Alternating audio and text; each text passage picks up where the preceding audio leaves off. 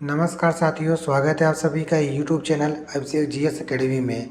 साथियों, आज हम लोग जीएस का प्रैक्टिस सेट 7 को हल करेंगे। और वीडियो शुरू करने से पहले आप सभी से रिक्वेस्ट है कि चैनल पे जो लोग भी नए आए हों वो प्लीज़ चैनल को लाइक, सब्सक्राइब और कमेंट करना ना भूलिएगा। और जो हम लोग प्रैक्टिस सेट हल कर रहे हैं यह कंटिन्यू पेट एग्ज़ाम तक चलता रहेगा। और आप सभी से रिक्वेस्ट है कि जितना हम पढ़ा रहे हैं, जितना आपको प्रैक्टिस सेट करा रहे हैं, इससे बाहर एक भी क्वेश्चन आपका नहीं जाएगा। तो प्लीज़ आप लोग जितना हो सके अधिक से अधिक वीडियो को शेयर कीजिएगा और अधिक से अधिक प्रैक्टिस सेट को हल करने की कोशिश करिएगा। और कमेंट करके बताइएगा कि एक प्रैक्टिस सेट में किसका कितना क्वेश्चन सही हो रहा है, कितना गलत हो रहा है। तो आइए वीडियो शुरू करते हैं। और आज का हम लोग पहला प्रश्न देखते हैं। पहला प्रश्न है, बृहत सांची स्तूप किस काल से संबंधित है? बृहत सांची स्तूप किस काल से संबंधित है? ऑप्शन ए कुषाण काल, ऑप्शन बी गुप्त काल, ऑप्शन सी हर्षवर्धन काल, ऑप्शन डी मौर्य काल। बृहत सांची का स्तूप यह संबंधित है मौर्य काल से। किससे संबंधित है? मौर्य काल से संबंधित है। बृहद सांची का स्तूप का निर्माण सम्राट अशोक ने करवाया था। अगर कोई पूछे कि सांची का स्तूप किसने निर्माण कराया था तो आप लोग बता दीजिएगा कि सांची का स्तूप जो था वह सम्राट अशोक ने करवाया था। सांची का स्तूप का निर्माण कब हुआ था? तो सांची स्तूप का निर्माण 300 ईसा पूर्व में हुआ था। अगर आपसे कोई पूछे कि सांची का स्तूप कहाँ स्थित है तो सांची का स्तूप जो है वह मध्य प्रदेश की राजधानी भोपाल में स्थित है। कहाँ पे स्थित है? मध्य प्रदेश की राजधानी भोपाल में स्थित है। यहाँ पे ऑप्शन डी सही है। अगला प्रश्न देखते हैं। आईन-ए अकबरी किसने लिखा है? Option A Faizi, option B Birbal, option C Abul Fazal, option D Mulla Do Piyaza. आईन-ए Akbari किसने लिखा? आईन-ए अकबरी अबुल फजल ने लिखा है। किसने लिखा है? अबुल फजल ने। ऑप्शन सी सही है। कौन सा ऑप्शन सही है? ऑप्शन सी सही है। आईन-ए अकबरी जो था वह अबुल फजल द्वारा लिखा गया था। और अबुल फजल जो था वह मुग़ल बादशाह अकबर के दरबार में रहते थे। अगर कोई पूछे कि अबुल फजल किसके दरबार में रहते थे तो आप लोग तुरंत बताइएगा कि अबुल फजल जो था मुग़ल बादशाह अकबर के दरबार में रहते थे। ऑप्शन सी सही है। अगला प्रश्न देखते हैं। रविंद्रनाथ टैगोर ने किस नरसंहार के विरोध में नाइटहुड की उपाधि लौटा दी? ऑप्शन ए जलियांवाला बाग नरसंहार, ऑप्शन बी खिलाफत आंदोलन, ऑप्शन सी सैनिक विद्रोह, ऑप्शन डी असहयोग आंदोलन। रविंद्रनाथ टैगोर जी ने जलियांवाला बाग नरसंहार के विरोध में नाइटहुड की उपाधि लौटा दी थी। यहाँ पे ऑप्शन ए सही है। कौन सा ऑप्शन है? ऑप्शन ए सही है। रविंद्रनाथ टैगोर ने ब्रिटिश वायसराय लॉर्ड चेम्सफोर्ड के काल में हुए जलियांवाला बाग नरसंहार के विरोध में अपने नाइटहुड की उपाधि को लौटा दी थी।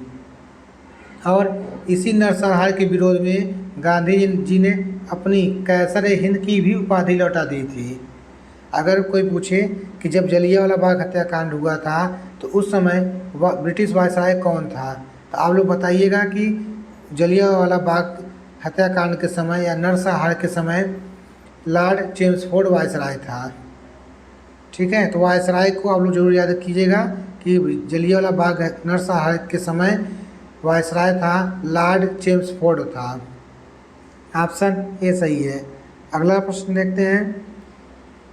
अंग्रेज़ों के विरुद्ध खान अब्दुल गफ्फार खान द्वारा प्रारंभ किए गए आंदोलन का क्या नाम था? Option A Lal Kurti, option B quit India, option C Khilafat, option D इनमें से कोई नहीं। तो यहाँ पे ऑप्शन सही होगा ए लाल कुर्ती। अंग्रेज़ों के विरुद्ध खान अब्दुल गफ्फार खान द्वारा प्रारंभ किए गए आंदोलन का नाम था लाल कुर्ती। और अब्दुल गफ्फार खान को सीमांत गांधी जी के नाम से भी जाना जाता था। अब्दुल गफ्फार खान को सीमांत गांधी भी कहा जाता था। नेक्स्ट है, घूमर लोक नृत्य है, यह कहाँ का लोक नृत्य है? बिहार का, राजस्थान का, मध्य प्रदेश का, छत्तीसगढ़ का। घूमर जो लोक नृत्य है यह है राजस्थान का। कहाँ का है? घूमर राजस्थान का अत्यंत लोकप्रिय नृत्य है। ऑप्शन बी सही है। घूमर जो लोक नृत्य होता है इसमें सिर्फ स्त्रियां या महिलाएं ही भाग लेती हैं, इसमें पुरुष भाग नहीं लेते हैं। नेक्स्ट देखते हैं, अगला प्रश्न है, भारत का विश्व में क्षेत्रफल के आधार पे कौन सा स्थान है? भारत का विश्व में क्षेत्रफल के आधार पे कौन सा स्थान है? तो आप सभी लोग जानते होंगे कि जो भारत का क्षेत्रफल है वह है 32,87,263 वर्ग किलोमीटर। कितना है भारत का क्षेत्रफल? 32,87,263 वर्ग किमी है, जो पूरे विश्व का 2.43% है। जो भारत का क्षेत्रफल है वह है 32,87,263 वर्ग किलोमीटर, जो पूरे विश्व के क्षेत्रफल का 2.43% है। तो भारत का विश्व में क्षेत्रफल के आधार पर कौन सा स्थान है? तो क्षेत्रफल के स्थान पर जो हम लोग देखेंगे तो यह है 7वां स्थान है। क्षेत्रफल के संदर्भ में देखेंगे तो भारत विश्व में 7वां स्थान है, जबकि इससे जो 6 बड़े देश हैं वह है आपके, सबसे बड़ा रूस है, फिर आपका कनाडा है, फिर चीन, फिर अमेरिका, फिर ब्राज़ील, फिर ऑस्ट्रेलिया, उसके बाद भारत है।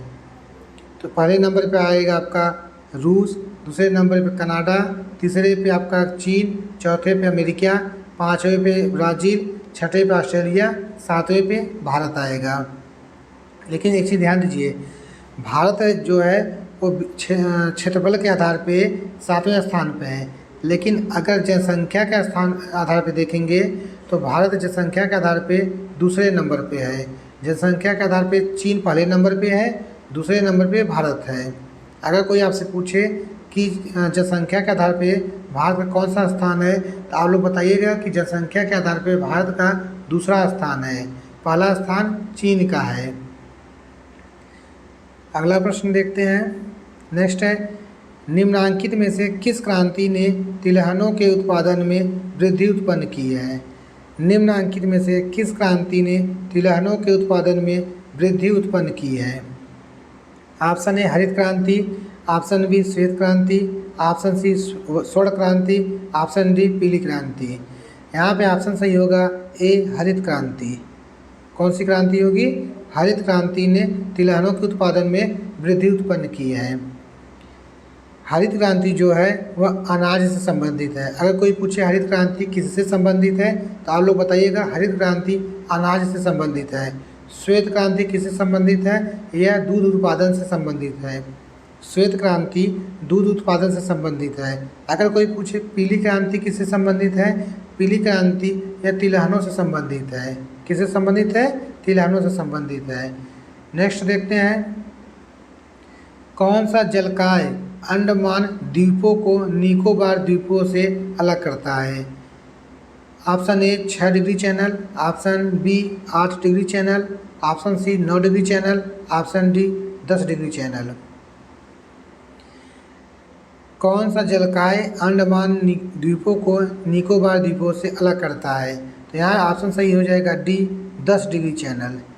10 डिग्री चैनल अंडमान द्वीपों को निकोबार द्वीपों से अलग करता है। नेक्स्ट है, डेन्यूब नदी का उद्गम किस देश में है? डेन्यूब नदी का उद्गम किस देश में है? Option A Hungary, option B Germany, option C Romania, option D Austria. Danube नदी का जो उद्गम देश है वह कौन सा देश है? वह देश है जर्मनी। कौन सा देश है? जर्मनी देश है। ऑप्शन बी सही है।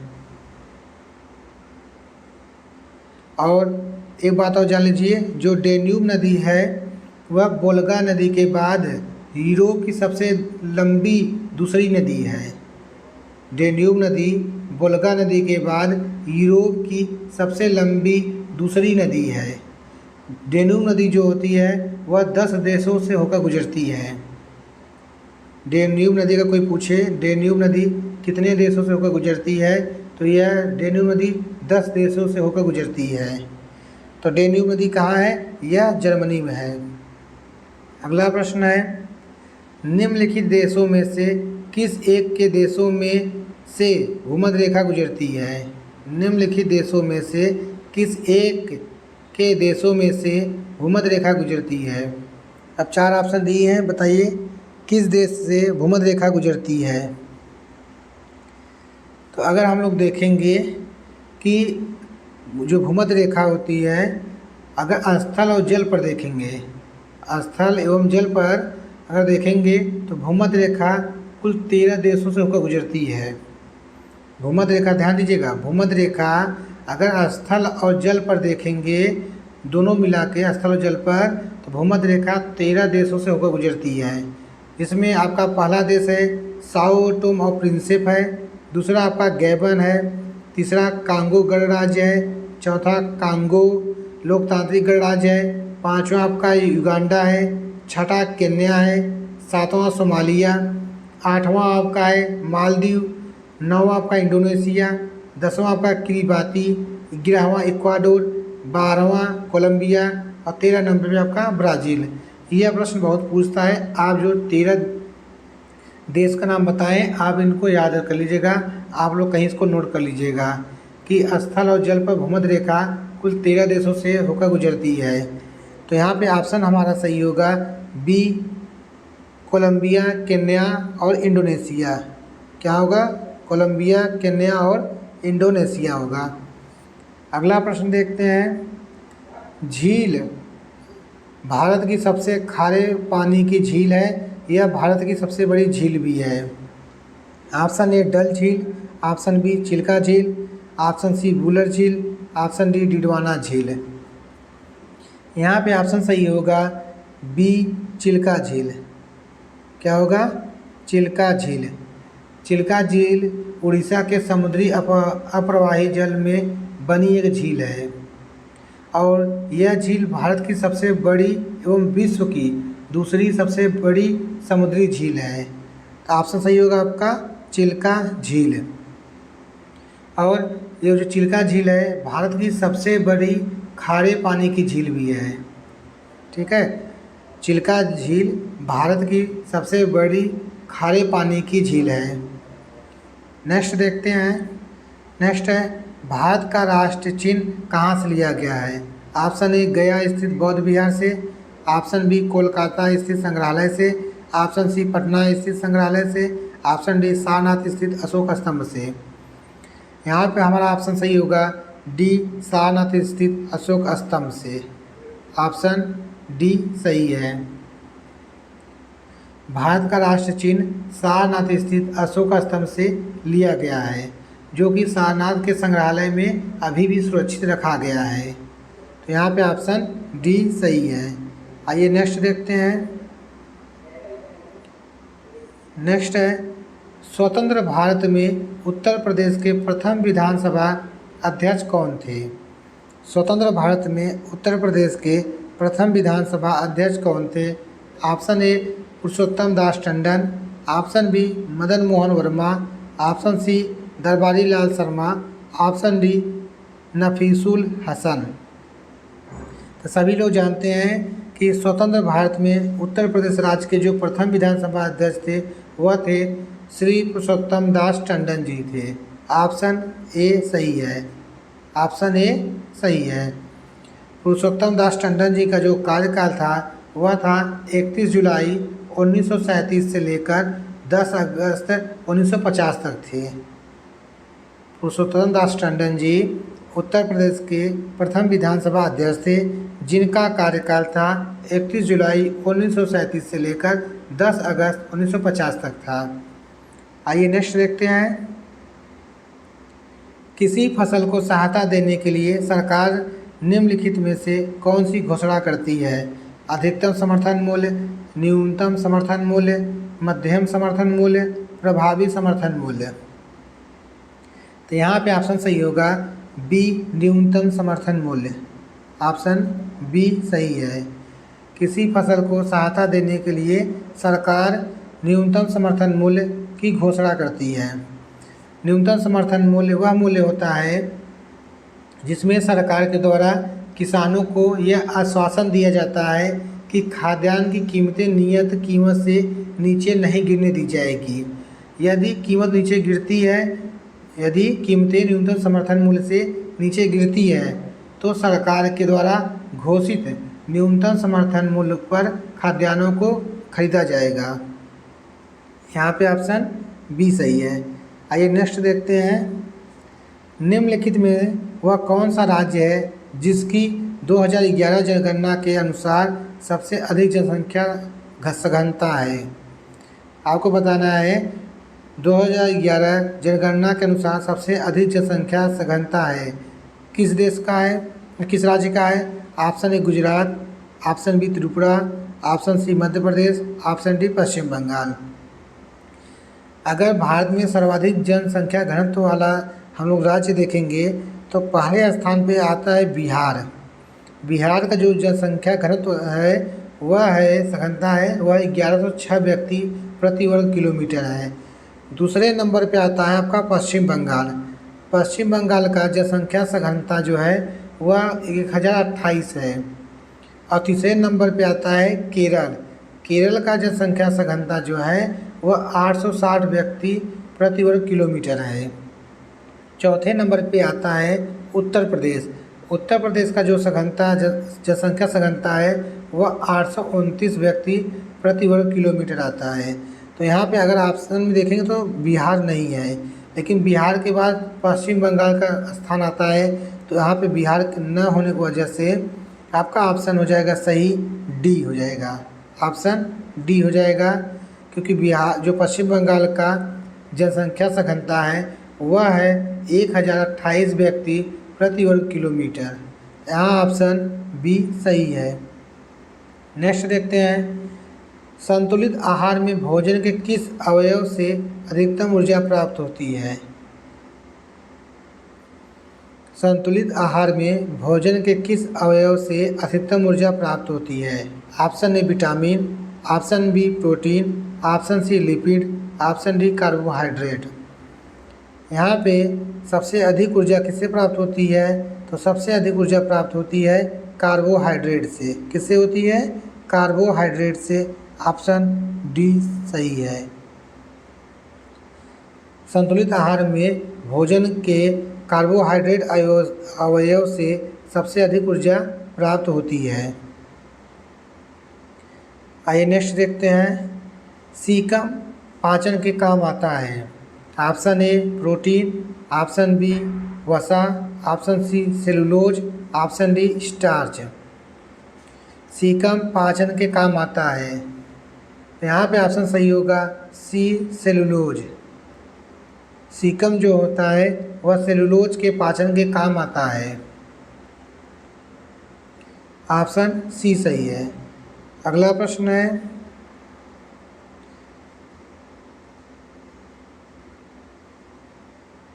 विटामिन ई से संबंधित कौन सा रासायनिक पदार्थ है।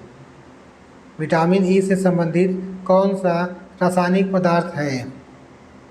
Option A tocopherol, option B biotin, option C calciferol, option D naphthoquinone. Vitamin E से जो संबंधित रासायनिक पदार्थ है वह है टोकोफेरॉल। क्या है? टोकोफेरॉल। ऑप्शन ए सही है। विटामिन ई का रासायनिक नाम भी टोकोफेरॉल है। विटामिन ई को बाझरोधी विटामिन भी कहते हैं। इसको ध्यान दीजिएगा। अगर कोई आपसे पूछे कि बाझरोधी विटामिन किसे कहते हैं तो बाझरोधी विटामिन विटामिन ई को कहते हैं। किसको कहते हैं? विटामिन ई को। यहाँ पे ऑप्शन ए सही है। नेक्स्ट है। कृषि क्षेत्र से उत्पन्न होने वाले मीथेन गैस के अतिरिक्त एक मुख्य ग्रीन हाउस गैस क्या है। किसी क्षेत्र से उत्पन्न होने वाले मीथेन गैस के अतिरिक्त एक मुख्य ग्रीन हाउस गैस क्या है। Option A nitrous oxide, option B ammonia, option C sulphur dioxide, option D arsine. यहाँ पे ऑप्शन सही होगा आपका ए नाइट्रस ऑक्साइड। क्या होगा? Nitrous oxide. कृषि क्षेत्र से उत्पन्न होने वाले मीथेन और नाइट्रस ऑक्साइड ग्रीन हाउस गैसें हैं। तो कौन सा होगा? Option A nitrous oxide. अगला प्रश्न है, एक अंतर्राष्ट्रीय आंदोलन जिसका उद्देश्य पर्यावरण की समस्या से संबद्ध होकर विश्व को बचाना है, कौन सा है?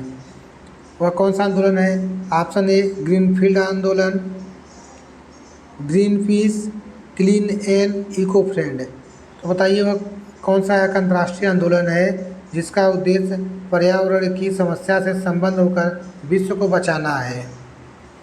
तो यहाँ पे ऑप्शन सही होगा हमारा बी ग्रीन पीस। कौन सा अंतर्राष्ट्रीय आंदोलन है? ग्रीन पीस है। ग्रीन पीस जो आंदोलन है वह पर्यावरण संरक्षण से संबंधित एक अंतर्राष्ट्रीय आंदोलन है जिसका प्रमुख एक मुख्य उद्देश्य है कि पर्यावरण की समस्या से संबद्ध होकर विश्व को बचाना है। क्या करना है? पर्यावरण की समस्या से संबद्ध होकर विश्व को बचाना है। तो यहाँ पे ऑप्शन सही होगा बी ग्रीन पीस। नेक्स्ट है, सितंबर 2021 में चर्चा में रहा आकाश प्राइम क्या है? 2021 में चर्चा में रहा आकाश प्राइम क्या है? अब जो लोग पिछले साल करंट अफेयर पढ़े होंगे तो उनको याद होगा कि आकाश प्राइम क्या है। आकाश प्राइम क्या है? यह है आकाश मिसाइल का नया संस्करण है। क्या है? आकाश मिसाइल का नया संस्करण है। ऑप्शन ए सही है। ऑप्शन ए सही है। आकाश जो प्राइम मिसाइल है यह DRDO के द्वारा इसका निर्माण किया गया है। इसका निर्माण DRDO के द्वारा किया गया है। अगला प्रश्न देखते हैं, राष्ट्रीय जैविक तनाव सहिष्णुता संस्थान कहाँ स्थित है? राष्ट्रीय जैविक तनाव सहिष्णुता संस्थान National Institute of Biotic Stress Tolerance कहाँ स्थित है? Option A Raipur, option B Delhi, option C Lucknow, option D Dehradun. तो यह कहाँ स्थित है? कमेंट करके बताइए। राष्ट्रीय जैविक तनाव सहिष्णुता संस्थान कहाँ स्थित है? यह कहाँ स्थित है? यह स्थित है रायपुर में। ऑप्शन ए सही है। तो आज के लिए इतना ही साथियों। अगर आप लोगों को वीडियो अच्छी लगे तो प्लीज़ चैनल को लाइक सब्सक्राइब कर दिया करिए। लाइक सब्सक्राइब आप जब लोग करते हैं तो और भी अच्छी अच्छी वीडियो बनाने का अंदर से मोटिवेशन मिलता है कि नहीं, लोग मेरी वीडियो को लाइक कर रहे हैं, वॉच कर रहे हैं, शेयर कर रहे हैं। हम लोगों को और अच्छे अच्छे जो मटेरियल है उसको और अच्छे से उपलब्ध कराएं और अच्छे से एक्सप्लेन करके आपको समझाएं ताकि आपको कहीं और भी भटकना ना पड़े और अच्छे से पढ़ के अपने लक्ष्य को प्राप्त करें। तो आज के लिए इतना ही साथियों। जय हिंद।